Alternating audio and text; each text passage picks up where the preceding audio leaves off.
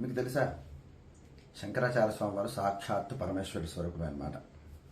దక్షిణామూర్తి మౌనంగా ఆత్మతత్వాన్ని బోధించాడు.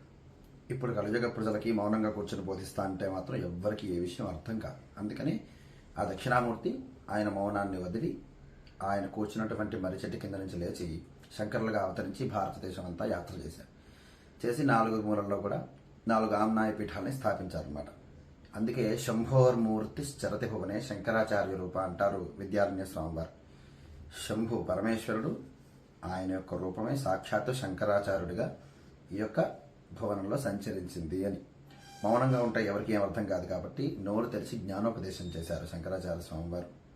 అటువంటి శంకరాచార్య స్వామివారు అందుకని ఆయన మనకి భారతదేశంలో అత్యంత గొప్ప అయినటువంటి ఆధ్యాత్మిక మహాగురువు అన్నమాట. అంతటి మహాయోగి యొక్క అథెంటిసిటీని మనం ఎవరైనా క్వశ్చన్ చేయాల్సిన పని లేదు. ఆయన ఆల్రెడీ మనకి చాలా చేశారు. మనం ఆయన్ని క్వశ్చన్ చేసే బదులు ఆయన వేసినటువంటి మార్గంలో నడిస్తేనే మనకి ముక్తి లభిస్తుంది అన్నటువంటిది ఉద్దేశం.